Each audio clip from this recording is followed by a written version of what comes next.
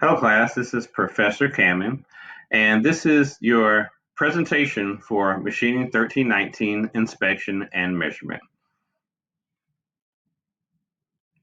Now, when talking about inspection and measurement, one question you might want to ask yourself is, why is measurement and inspection important in manufacturing? Well, if you think about it, you understand that to design anything, you first have to have measurements along with it. And then thinking about the other side, after a product has been manufactured, you have to check it and inspect it to make sure that it's been manufactured according to its design. And that way you know that it's going to perform and function the way that it's supposed to. One of the common means we have of inspecting products after they've been manufactured is called comparison inspection. Comparison inspection has also been called go or no-go gauging, just as well as fit or no fit gauging. In comparison inspection, you take a product that has been made and then you fit it inside a pre-made jig or what's called a gauge to see how well it fits. If it fits, then you know that that product has been made correctly and it fits within tolerance. If it doesn't fit, you know the product has not been made to tolerance. Now, when you do this type of inspection, you come up with several major disadvantages. Before we go into those, here are some examples of some gauges that we use to do comparison inspection. And as you can see, you can imagine the type of products these gauges are meant to inspect. These might be meant to inspect some type of inside through hole. This particular gauge, you can see with the teeth in it, has been made to inspect some type of gear. Now, about those two major disadvantages. One, of course, is that you have to make a separate gauge for each size. And so this comparison inspection is not very versatile. Another main disadvantage is that the only information you get is whether the product is within tolerance or whether it's out of tolerance. You don't know how much inside tolerance it is. You don't know how much outside tolerance it is. You don't know which part of it or which dimension is inside or outside of tolerance. And so that's another disadvantage with comparison inspection. Now, if you don't want to do comparison inspection, then you will do a more traditional type of measurement using traditional measurement devices. But to do that, you have to understand some basic measurement concepts. And one of those concepts is precision. And so I ask you the question, how would you define precision? Well, precision is simply, to break it down, how repeatable is your measurement, all right? And we know that this is not a perfect world. So when we say how repeatable is your measurement, we mean what's the range upon which you continue to make a measurement of the same object. The smaller that range is, the more precise your device is. The larger that range is, the least precise your measurement is. Another concept that you would need to understand when making a more traditional measurement is accuracy. Now, I know most times we interchange accuracy and precision. They are similar concepts, but they are still different ideas. Accuracy is how close you actually come to the actual value for which you're measuring. And I know I said actual twice. To better explain this idea between accuracy and precision, we have this set of targets here. If you look up to the upper left-hand side, you can see a target that represents something that's accurate and not precise. And so whoever shot this is not precise because these bullet holes are not close to each other. And the bullet holes being close to each other represent you having a very, very high repeatability of the same outcome when measuring the same thing. Now, this is not accurate because accuracy represents being close to the bullseye, where the bullseye is your actual value. And so we see these bullets are not close to the bullseye and they're not close to each other, and so they're not accurate and not precise. If you look over to the upper right hand, you see that this is considered accurate but not precise. Now, why is it considered accurate? It's considered accurate because most of these shots are very close to the second ring, which is somewhat close to the bullseye. So that could be considered somewhat accurate. But if you compare the shots with respect to each other, they're still very far away from each other. So it's not precise.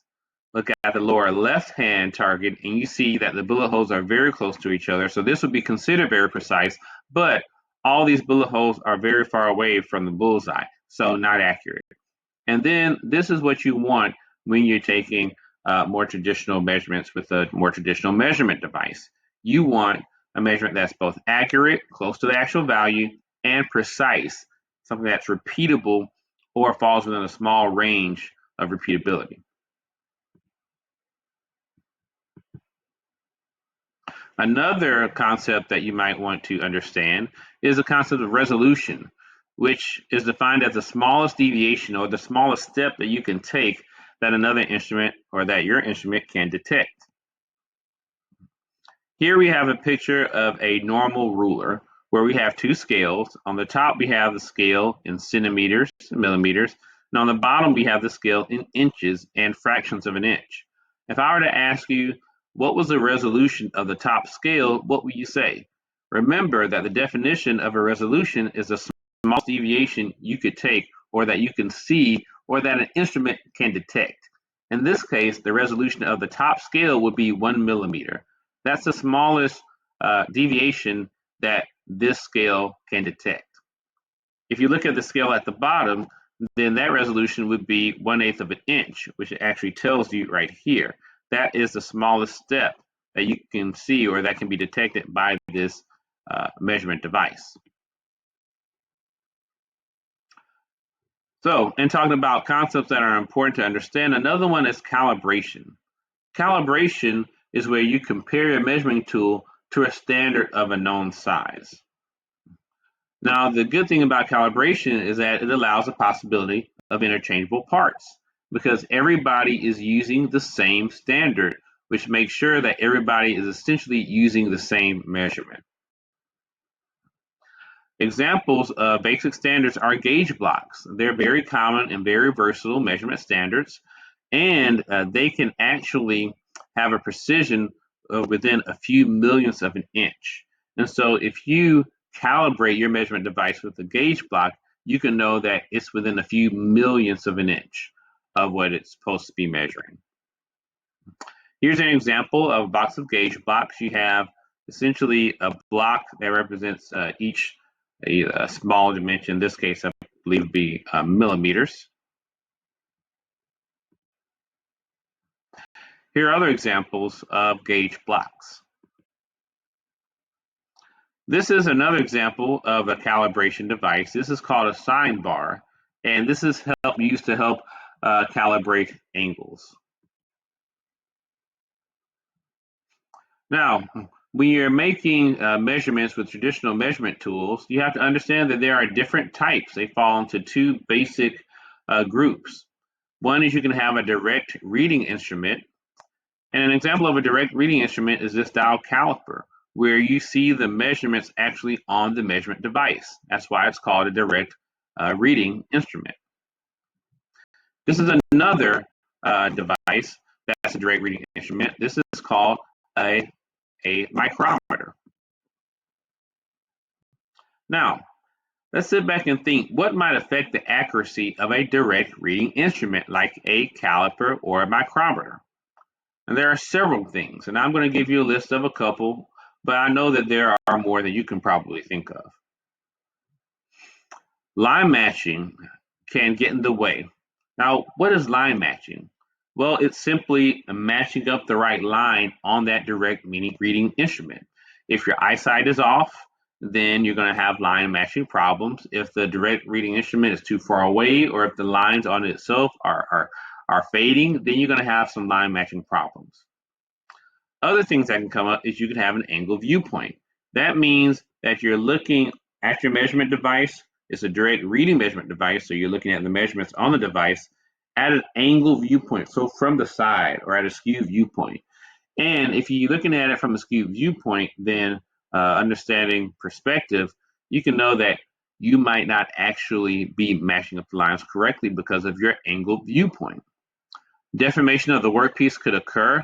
That's when you are measuring something, which would be the workpiece, and you press down so hard on it that it actually deforms or crushes or stretches or somehow changes what you're actually measuring, changes it from its original dimensions. And then you have temperature effects. And this is with respect to thermal expansion and thermal contraction. And so depending upon the temperature, your ambient temperature, where you're actually measuring your workpiece, you could have different dimensions of your workpiece. So all of these could affect the reading, the accuracy of reading of a direct reading instrument. Now there are other types of tools, transfer measurement tools. They actually take a measurement and then they hold that measurement so that you can use a direct reading measurement instrument to take the measurement from that. Now, an example of that is a picture of here is what we have these telescoping gauges. A telescoping gauge is what you use to measure the inside diameter of some type of a design.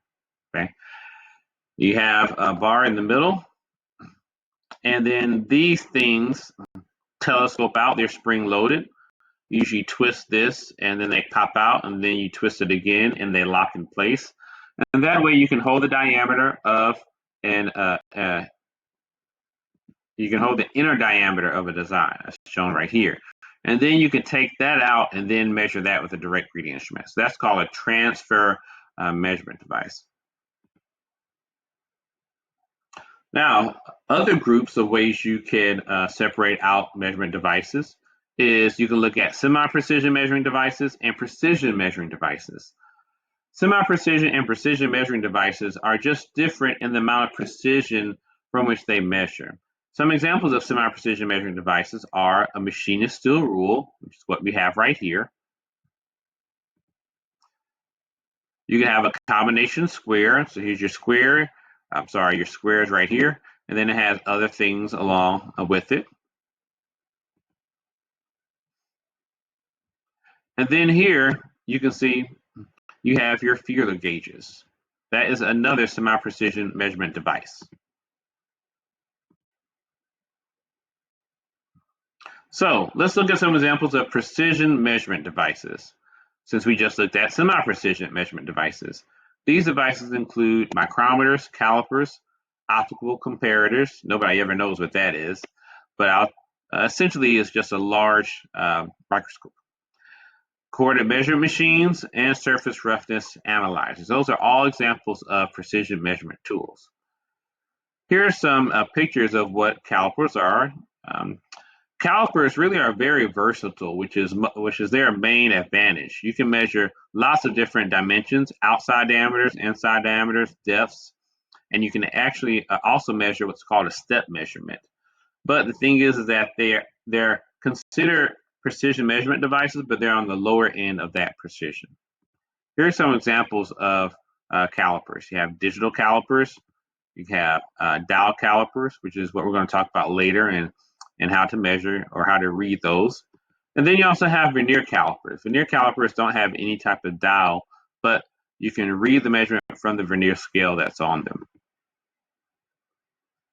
Now, micrometers can measure up to 1,000th of an inch or up to 10,000th of an inch with a vernier micrometer. This is how a basic micrometer looks. They typically only have a span of 1 inch, and so when you buy a micrometer, you usually buy a set of them, and each micrometer can only measure from 1 inch to another inch.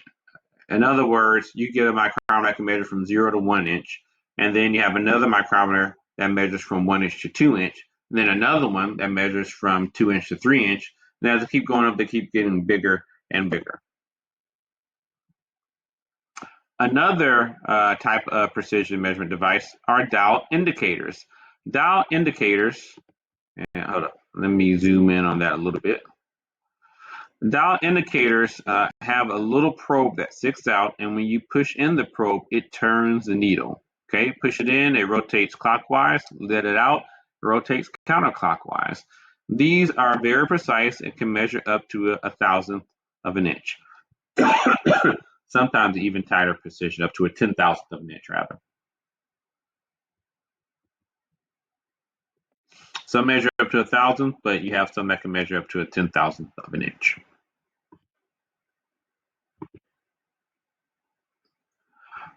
Now, these precision measurement devices were back in the day used to measure form and location, make form and location measurements.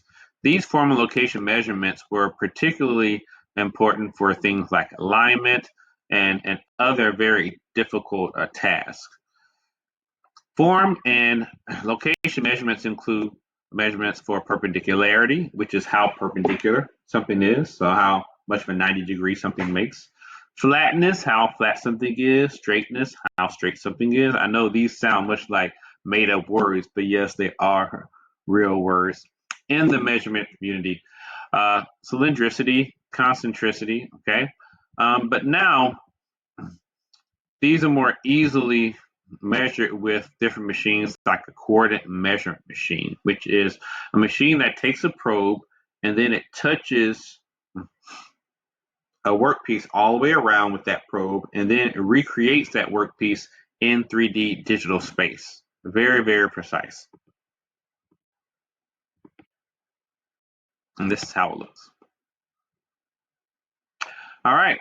Well, I thank you for the presentation today. I hope you enjoyed it. And again, if you have any questions or if you would like to talk with me to get some more explanation through video conference, please let me know.